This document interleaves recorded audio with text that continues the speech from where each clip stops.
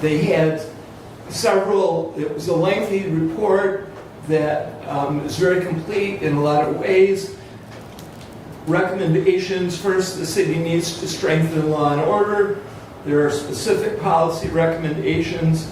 And second, the city should encourage a truly effective assistance to the homeless that actively addresses underlying causes like addiction, mental illness, or past criminal.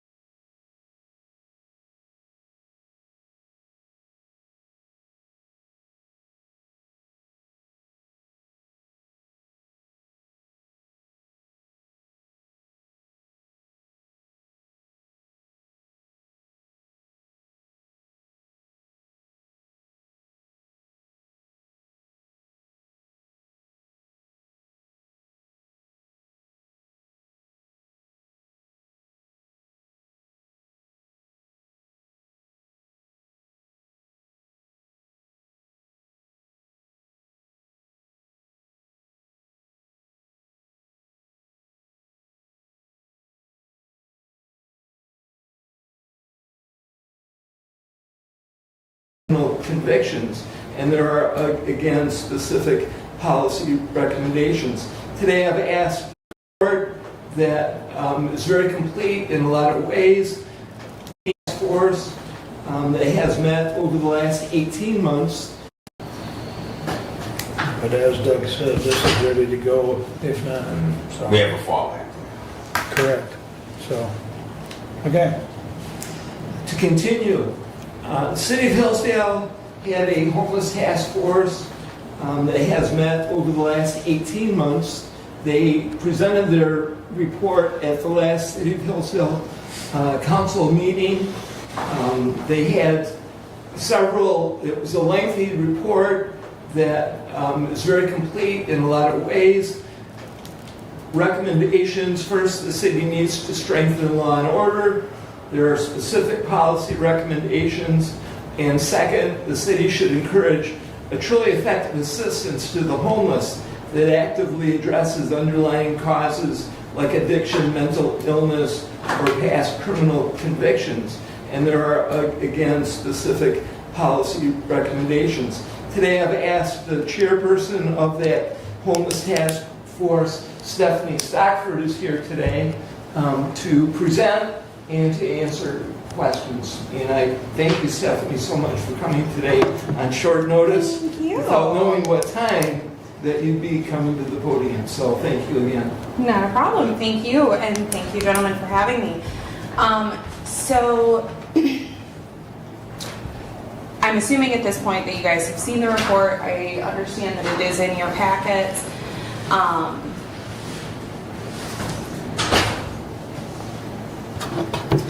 This is Josiah Lottincott. Josiah was the secretary of our task force and is the person who primarily put the report all together. So I did ask him to join me today, as well as Casey Sullivan, who is another member of our task force. To start, we have a problem in Hillsdale County. Specifically, we were organized by the city of Hillsdale, but overwhelmingly, the majority of the population that is experiencing homelessness that we have spoken to are Hillsdale County residents. Most of them lifelong residents. These are not outsiders who are coming to our community. These are us. And these individuals need help. A couple of things that we looked at and what put the task force together was actually a couple of instances. One in which a child was reportedly assaulted And according to that report, it was a homeless individual who did this, and then also some instances of our city parks having things like needles in them along those lines. So the task force was put together to really kind of explore the problem and come up with recommendations as to what could be done. We took this twofold. We were put together again by the city's public safety committee. So looking at public safety, but then also looking at the problems that homeless individuals are experiencing and how we can help alleviate them. Our solutions that we have suggested are also two-pronged.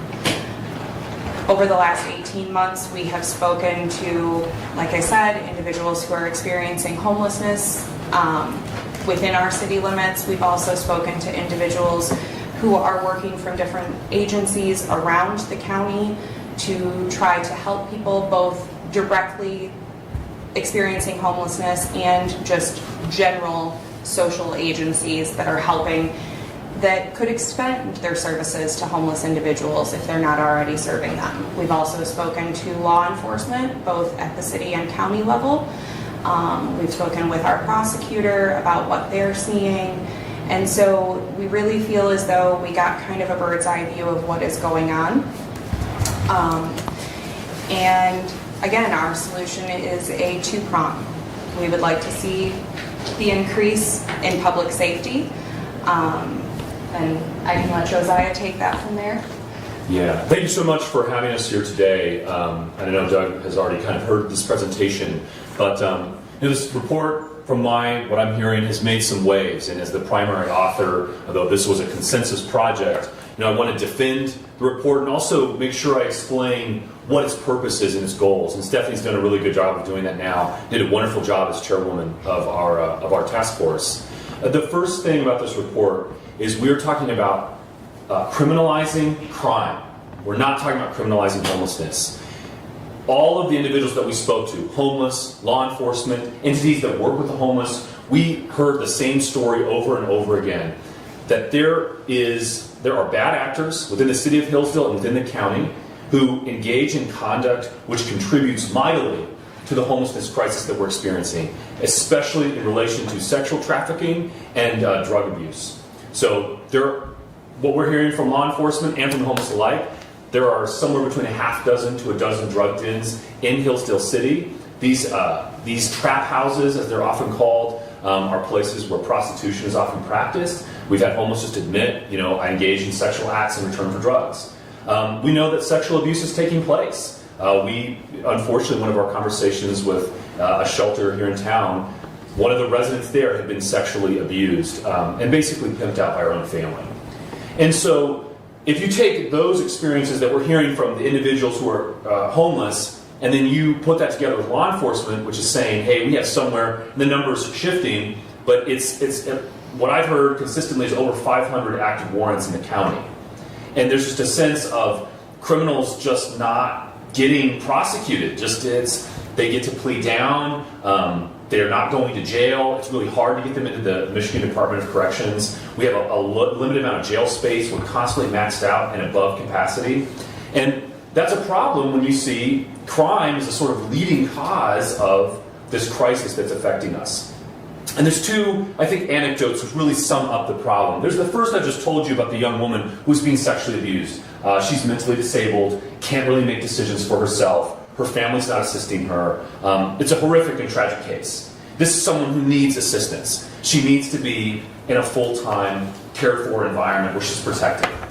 On the other hand, you have an individual that I spoke with at Stocks Park who was in a gazebo in the middle of the day getting drunk, right? And he's homeless. And I asked him, well, I'm a social scientist. I want to hear, why are you homeless? He's like, well, I did have a place to live, but I get kicked out because I was misbehaving, right? So he had a home, then his own actions led to him losing that shelter, right? It's not that he couldn't pay his rent. It's not any of those things. It was a relative who kicked him out because he's misbehaving.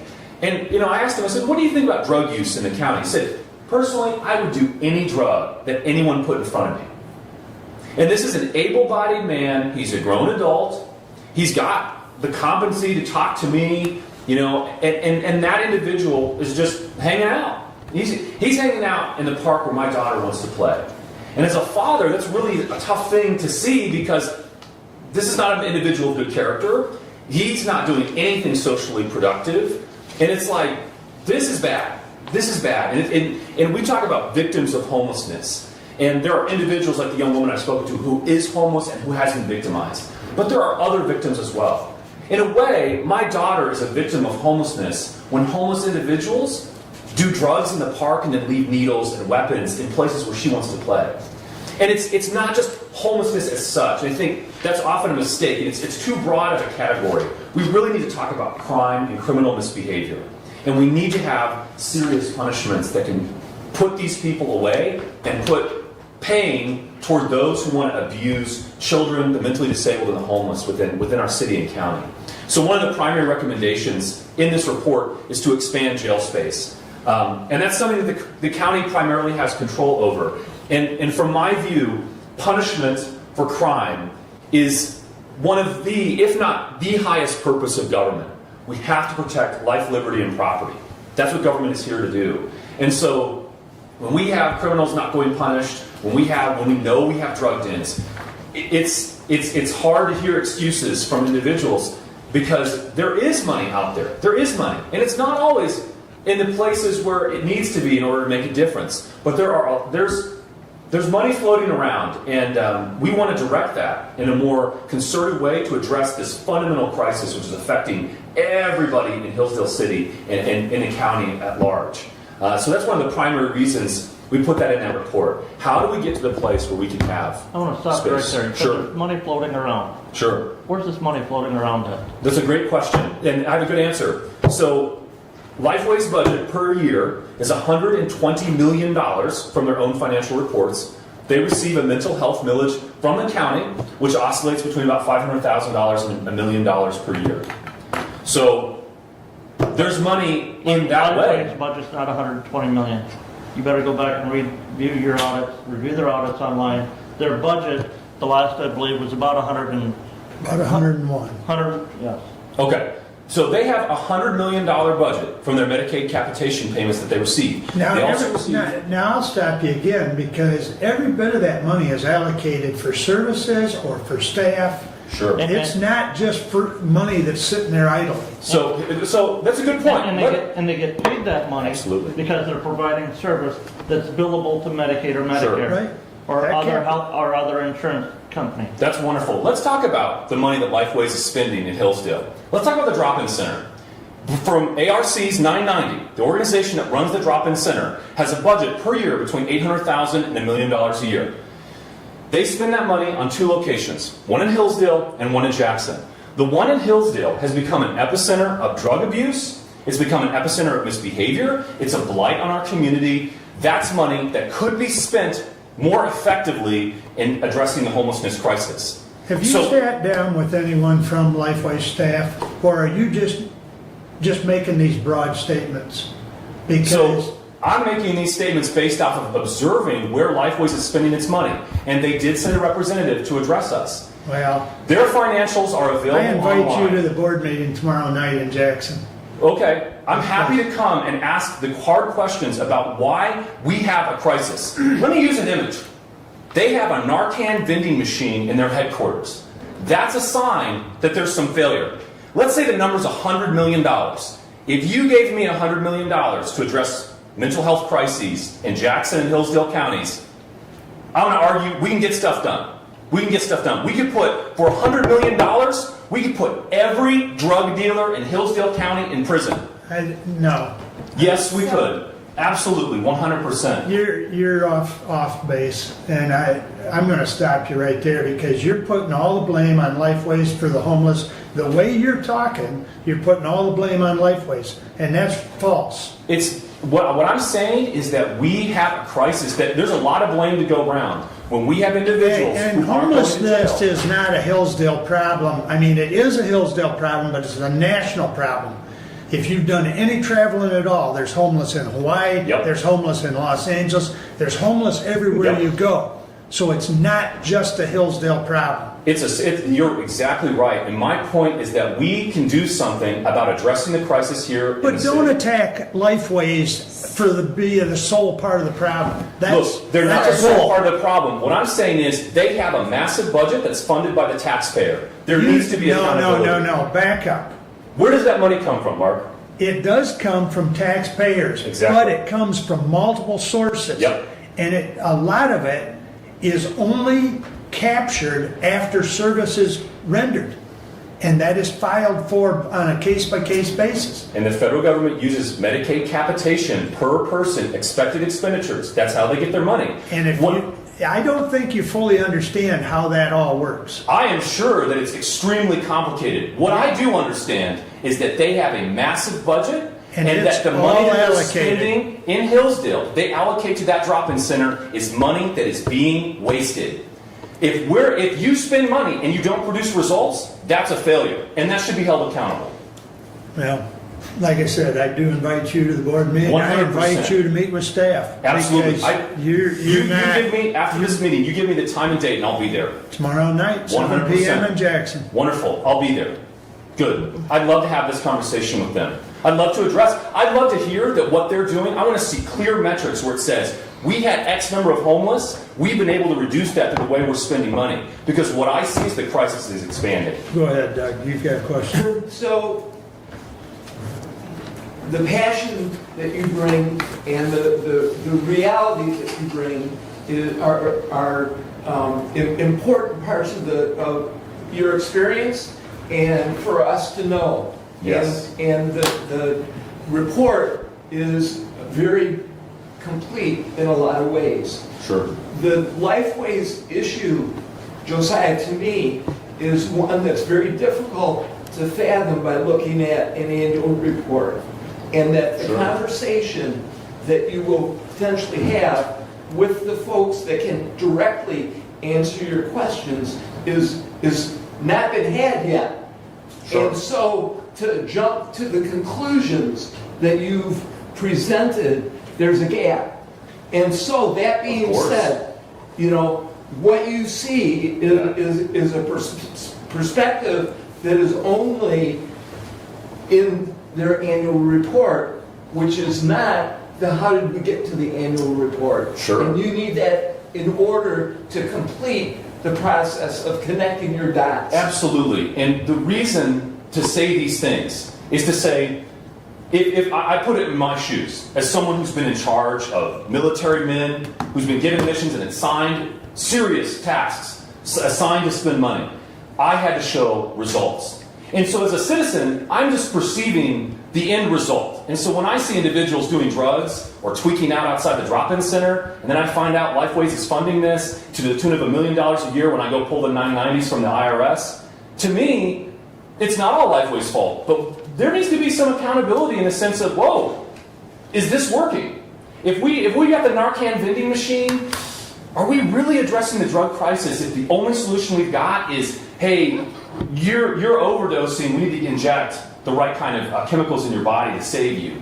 I think we failed, and we need to figure out why. So what I see here in front of me is a preliminary draft, that your conclusions cannot be conclusions yet, because there's more information for you to be had. There will always be more information to be had, and I agree 100%, Doug, and that's why I'm going to take Mark up on his offer to come talk to the Lifeway staff. What I'm saying is that this crisis has exploded in the last 10 years I've been here. Make sure you leave me your contact information. 100%. Because I don't know that a board meeting is the full place to engage in this, but I will certainly get a meeting set up with you and staff because there's some questions that need to be clarified. Of course. And the other thing, you talk about that people using drugs outside of that Narcan. There are so many things going on right now to try and make drug use go away or lessen or safe. There's even a proposal that Brent and I have heard about safe use, providing clean needles and things as far as use with opioid money. We haven't taken that type of thing up, but that's one of the things that's being thrown out there to make it safe.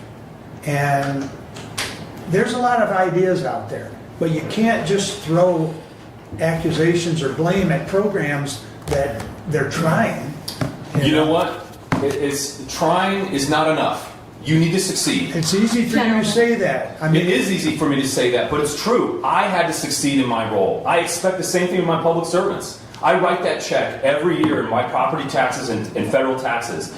And from my perspective, where there's a will, there's a way. If it matters, there will be money. And when stuff matters, there's money. And we do spend money. And we can spend it differently. Money's fungible. And well, it's really interesting to see that you've got all the answers. I don't have all the answers, but what I can say is that when we have mentally disabled people being raped in Hillsdale City, we need to do something to lessen that. When I'm seeing individuals do drugs at the park and that the yields needles on the ground, that's a problem. Steve, go ahead. Let's back up just a little bit. Sure. How many people do you think in Hillsdale County are homeless? So, sorry to interrupt, John. That's fine. I just want to count. Sure. The number that we are looking at, both when we're looking at the combined number from the drop day that is done in the winter to try to count people, mixed with the numbers that we are hearing from both the Warming Center and Camp Hope, which is up behind the thrift store, we're looking at about 80 individuals. The concerning part of that number is not just the sheer size of it, because I don't think that Hillsdale residents are seeing 80 people, you know. One of the things that's been noted time and time again is that over the last several years, there has been an increase in families, children, that are experiencing homelessness, and homelessness in the classic definition of the sense. These are people who are staying at the Warming Center, staying at Camp Hope, entire families that they're having to be accommodated, some of them with young children and infants. So that is obviously very concerning. So if you think we have 80, and I'm gonna say, without really knowing for a fact, but I would believe that our number is higher than that. Yes. What percentage do you really feel are considered to be dangerous people? I would, just based off of our report, about a quarter to a half of individuals, again, we're estimating, just they refuse to accept assistance. And then Now, wait a minute, because And- refusing to accept assistance is Sure. different than someone that's dangerous. Yeah. Let's not paint them with a broad brush. If you look at the individuals that we have spoken to, the experiences that they have described to us, the majority of the homeless individuals that we have spoken to are more likely to be victims than to be committing crimes. Now, are there outliers who are part of this population? Yes, we see them in the arrest records all the time. But again, it is my belief that they are more the outliers of the population as opposed to the majority of the population. And we should say that substance abuse is going to affect that. Someone who might be fine when they're sober is going to be more unstable if they are on some sort of, and if they're addicted and on some kind of substance. So drug addiction is pretty common in that community. And so we're looking about half of these individuals really want to get help. And they use the services that are provided. But this other half, it can be difficult. Sometimes they don't want to accept services. They're outside of the purview of these entities because they like this way of life. Like the individual I spoke to, he likes the freedom he has. I asked him, I said, what about getting a job? He said, well, not during the summer. That's when I hang out and drink. And that is an issue, I think. There's multiple layers to this onion, and there are several different kinds of homeless people. We all know that. As far as I'm concerned, one homeless person is a crisis in the United States. It really is. This problem should not exist. However, it does. But what you're telling me is around 20% of the 80 people, the number that you gave us, are dangerous people. Seems to me that's more of a law enforcement issue than it is for us to deal with in any way, shape, or form. And what we hear from law enforcement is they don't have space in the jail. So how do we get that space so that we can put criminals in prison, in jail? And we understand that things like, I know the current issue and what has been brought up to us is the communication devices that are currently on the ballot. That's obviously priority. However, what we're looking at is what should be next priority is increasing that space. Because if we can make it to calls safely, great. If we can get the calls safely, great. Obviously that is priority, otherwise the calls aren't coming in and we don't know what's going on. However, increasing that space afterwards, and both our current sheriff and individuals who are running have mentioned wanting to put together programs to help prevent people from going back to jail, things like that. Our current sheriff has done a wonderful job expanding the education program that is currently being housed in the jail. More space will also allow for more programs like that. So maybe we can see a reduction. So I commend you for your enthusiasm and your passion for this, and I agree with a lot of things that you say. But I'm also on a Human Services Network, and there are over 20 networks in Hillsdale County that have resources available for these individuals that need help. And we just had a meeting on Tuesday of this last week, and you weren't there to do a presentation there. It seems to me like that would be an excellent place for you to start, give your presentation to the whole network in one facility, and then go from there. Yes. If I may, just so one of the individuals who lived in my neighborhood was running a drug operation out of his home. He was known to law enforcement. This was a guy who had been on probation, had just gotten off. He's running a marijuana grow operations, people coming and going all hours of the day and night. He decides at one point to run over one of my other neighbors in his truck and drives his truck onto that guy's property and tries to run over him, his mother, and his brother, unprovoked. And, you know, when I talked to law enforcement about that, they were like, well, yeah, we knew he was running a drug operation out of that house, but we got to get him on something big enough to put him away, because you've got this case where we have a limited amount of space, and we need to put these people away. And What does that have to do with his comment about you being at the... Sure. What I'm saying in the addendum here is to say that there are those individuals who want to use that network, and they will use it. At the same time, we have individuals who won't use those resources, and also other individuals who are simply drug dealers and criminals who exacerbate this problem. So your solution is put them all in jail? The criminals need to go to jail, 100%. And in that regard, your report, Part A says build bigger jail, Yep. house more inmates.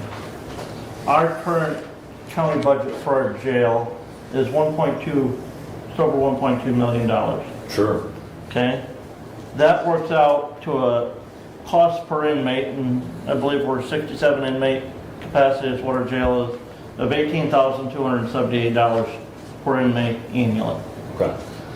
The state legislature, who's the one who sets the penalties for misdemeanors, felonies in the state of Michigan, they're the ones who determine what people can go to jail for, Sure. to jail, or to prison for. Sure. So we don't have no say or authority over that. You talk about building a bigger jail. In 2020, Branch County voters approved a 20-year mill levy at 1.25 mills per year to build a 220-bed jail and sheriff's office.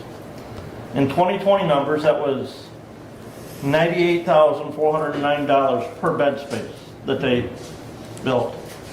Over the 20 years that they're going to pay on that, they're up to $140,000 per bed space. I guess from your earlier comment, the money's just floating around and we're going to have all kinds of money to pay for an increased jail. And their cost to operate that jail in their current budget is $3.2 million. Yeah. Where's all the money going to come from to pay for that when we have no authority to say you get to go to jail just because you're homeless?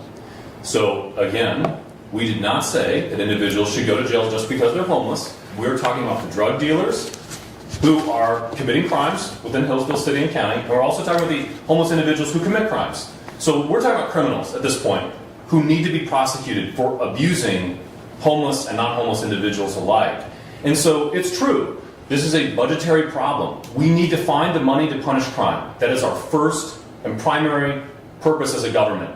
Because as long as there's drug dens operating in Hillsdale County and Hillsdale City and these people think they can get away with it, that's a problem, and it's going to exacerbate this crisis. It's true, that's a math problem, it's going to be difficult to solve. There are some places we could start. The first is the mental health millage that's levied every year, approved by the voters. That money amounts to about $800,000 per year. That's basically ARC's budget, and they're spending that money to make the crisis worse. So right there off the bat, we can start asking questions to say, could we reallocate this money? Do we have a campaign for voters? This seems to be, if we're saying we can't do law enforcement because it's too expensive, this is an important number for me to know. That's an important data point I want to know as a voter. And that's something I'm going to talk to my peers about. The county commission says we cannot punish criminals. We can't build a new jail space. It's too expensive. So then it's time to start combing through the budgets and finding how do we accomplish our primary purpose as a county and as citizens to make sure that mentally disabled young women are not being raped in Hillsdale City. Let's start there and find out what we need to do to make that happen so we can have less of that. Gentlemen, obviously there is a lot of passion. Obviously, both from your seats and out here. We were asked to put together a report with recommendations. We are essentially then throwing those recommendations at your mercy. We do not have the money in our back pockets to do things. But we were asked to look at the problem and come up with potential solutions and present them to the city council. We can see where it would help. It doesn't necessarily mean that we have a magic crystal ball to be able to see where the money is going to come from. And honestly, when it comes to governmental spending, you gentlemen know that a lot better than I do, frankly. And I am not trying to butter up. It just is what it is. Back to the report, the other thing that we are suggesting is the completion and creation of a full-time shelter. What we would like to see, obviously we have organizations within the city who are doing a lot of groundwork and who are trying their best, but oftentimes have their hands tied.